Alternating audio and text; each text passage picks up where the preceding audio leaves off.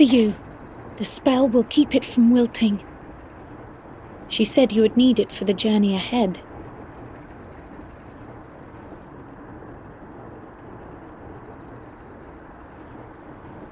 Will you speak with her now?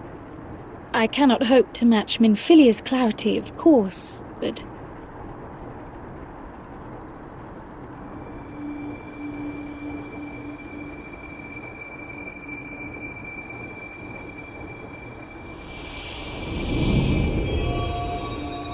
Thank you.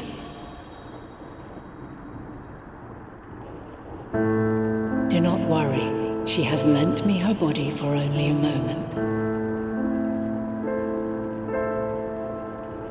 Just as I could not save the first from the flood of light, it has become arduous for me to interact with the physical world without assistance. Though I might converse with you for a time, the incorporeal form I assumed on the ship would be incapable of casting even the simplest enchantment. It is in the depths of the ethereal sea, the place to which all life returns, where my influence is greatest.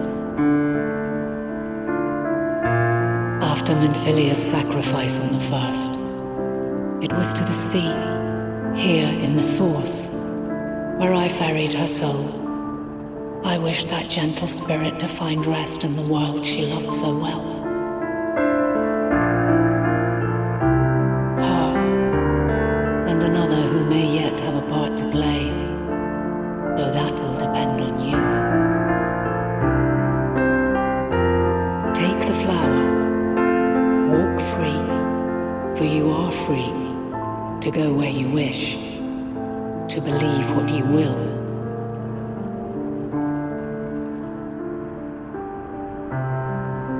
That blue will be your guide, test and proof of your conviction. In darkness, seek joy, surrender not to sadness, and see beyond despair. Walk free and bear the light for others to follow.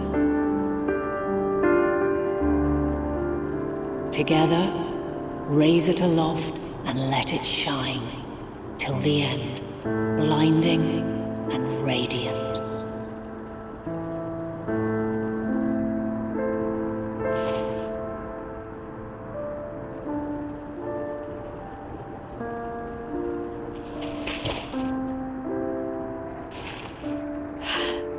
That was all too brief. Already she seems so far away.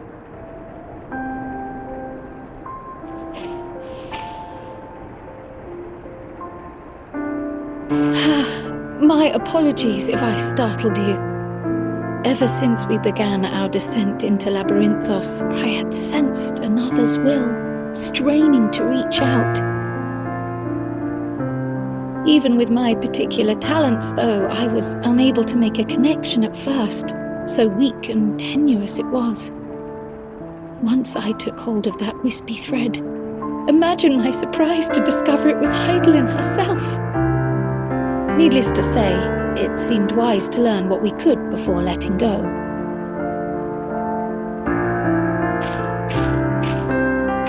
Her answers were more cryptic than I would have liked, but at least she left us with a guide of sorts, that unusual flower.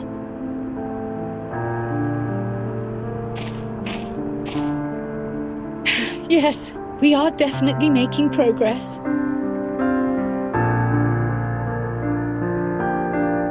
You can't be serious! We've done nothing wrong!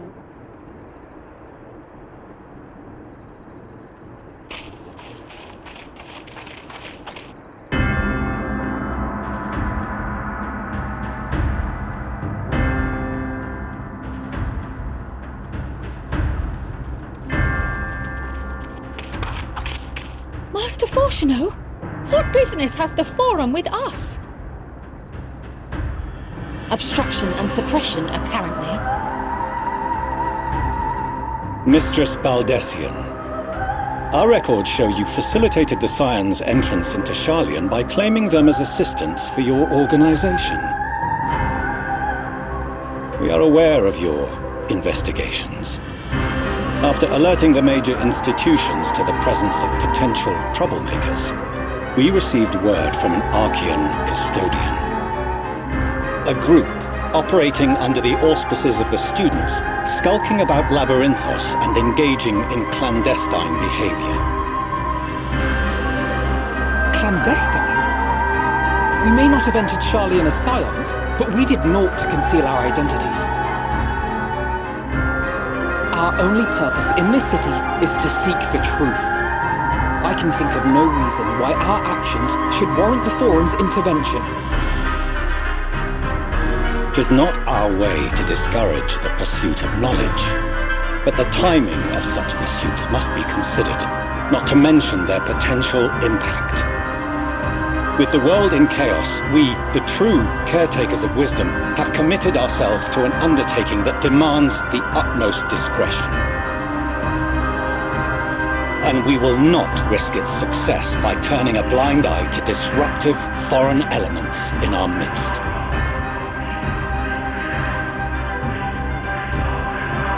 What then is to be our fate? Will you put us on a ship back to Eorzea? The Forum will convene to examine your case. The results of said inquiry will determine your future in this city. As for your absent companion, he has already been detained. Grah! But why? Is reading a crime now, too? Reading is encouraged, celebrated even. Not, however, of the volumes shelved in the restricted section of the library.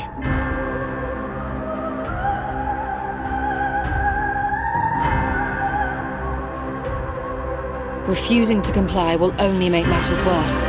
Let us instead treat this as an opportunity to open a dialogue with the Forum.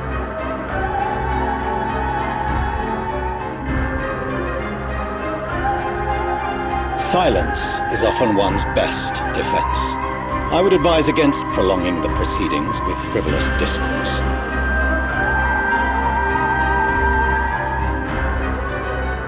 But enough. This is not the place for debate. The rostra await.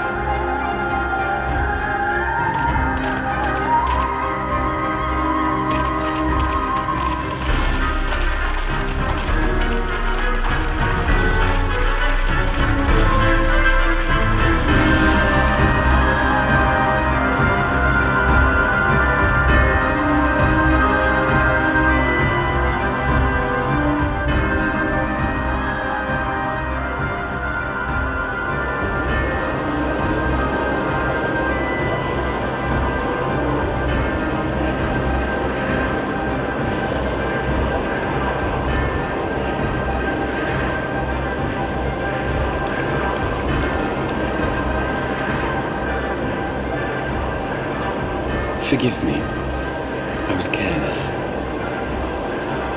We would have been detained regardless. This way, at least, we managed to stay together. I trust your time within the Forbidden Archives was well spent.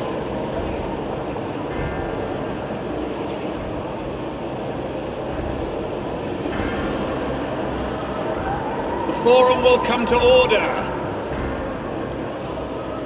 This inquiry is now in session. As Speaker-elect, I will be presiding over the day's proceedings. Master Fortuner, would you be so kind as to restate the matter which compelled you to summon your colleagues with such urgency?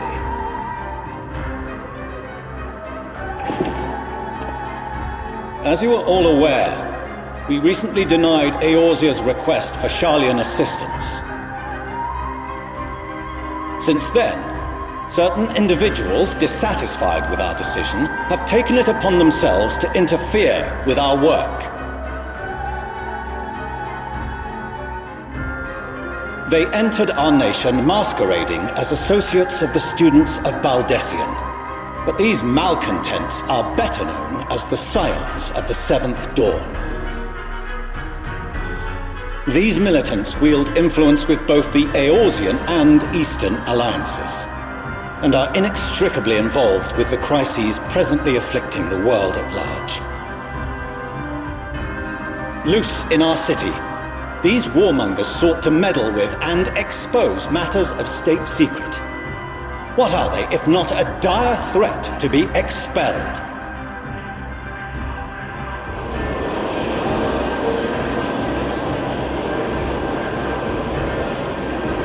You have tarnished the good name of the students. Galuf would be ashamed.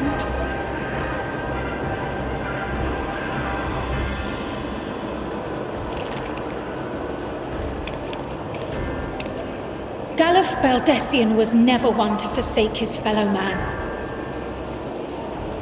Even if this nation closed every door and retreated from the world, he would have found a way to help the Scions, help every soul of this star fight back against the coming doom.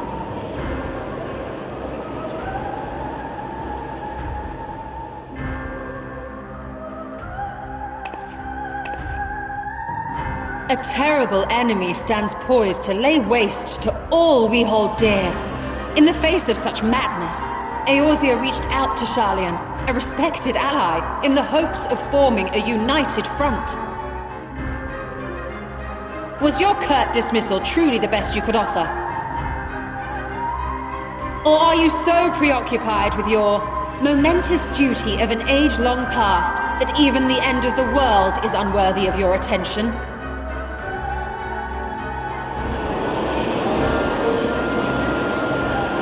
Whence came this revelation?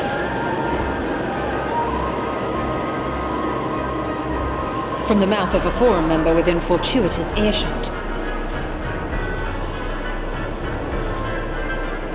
Then it seems your findings support my own.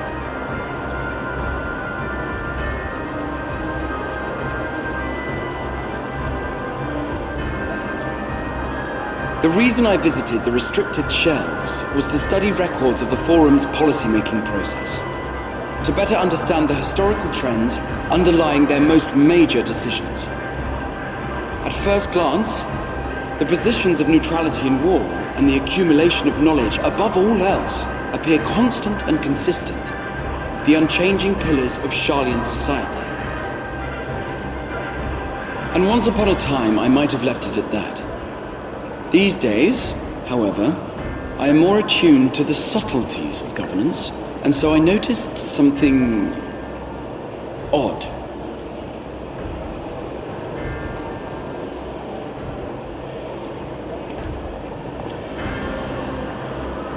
From a particular point in time, the purpose of these policies shifted. No longer was knowledge preserved for the benefit of society. Rather, society was to be gradually reshaped to ensure the preservation of knowledge.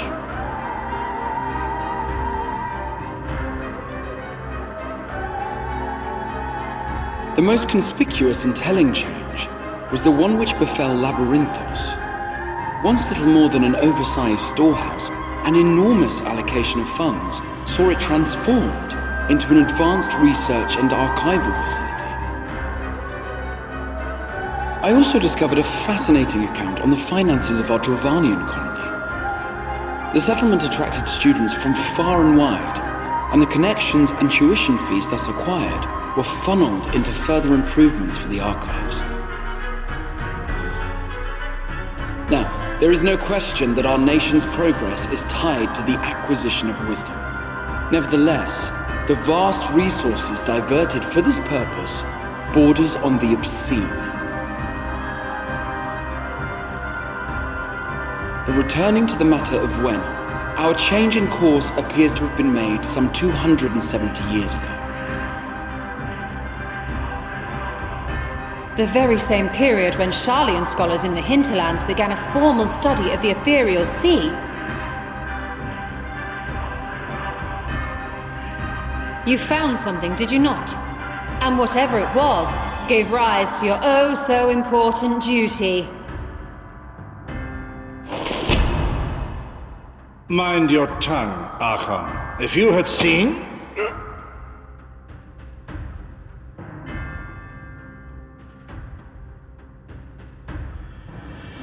Yes, we are bound by a duty we cannot ignore. Knowing this, what would you have us do? Abandon our vital work and join you on the field of battle? We will never choose the way of the sword. We will fulfill our mission not through strife and bloodshed, but survival. Come what may, we shall live on. We must. Do as you must, then. But we Scions will fight until the heavens fall, until our last breath.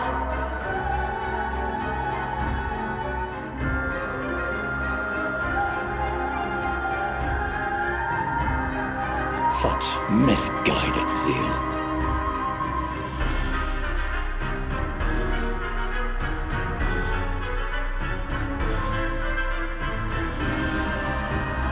Father, Master Fortuno, I fail to understand the stance you have elected to take. But by the same token, I have yet to find a compelling argument to counter the challenge you put to us in Gridania. Still, in the midst of my uncertainty,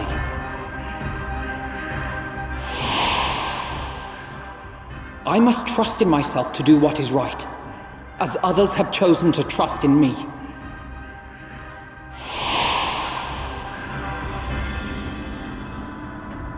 So I will continue, as I always have, weighing the consequences of my every action, and allowing my hope for the future to inform my decisions.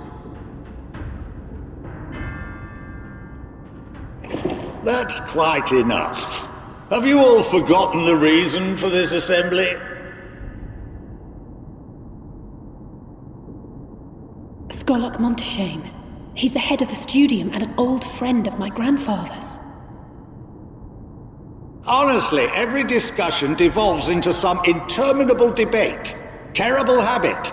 Let's return to the topic at hand, By their own admission, these Scions have resolved to fight alongside the Eorzean nations against the doom which swift approaches. But there exists no evidence of an attempt to incite our citizens to do the same. Furthermore, while our decision may well have been the correct one, we cannot simply bull our way through these disagreements without inviting doubts or objections. Put yourselves in their place. Who among you would leave a tome unopened if an elder forbid you read it with no reason given? Now, if we're to quell further discontent, then we must conclude this matter with a fair and even hand.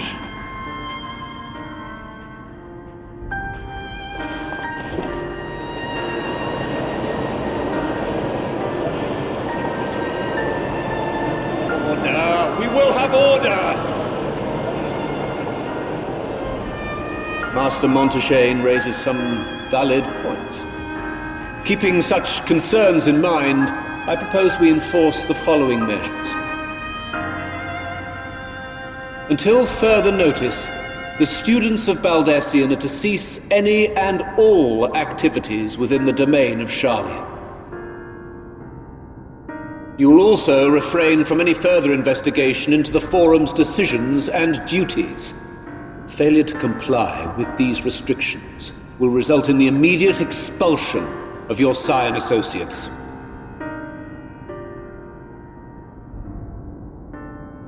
Let us put this judgment to a vote.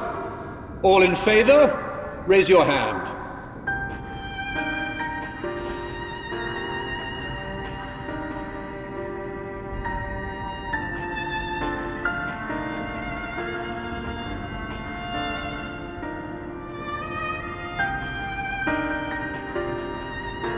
I count 51 for and 48 against.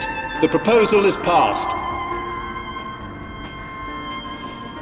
Students, Scions, you have heard the Forum's judgment. Pray abide by it, or face the consequences.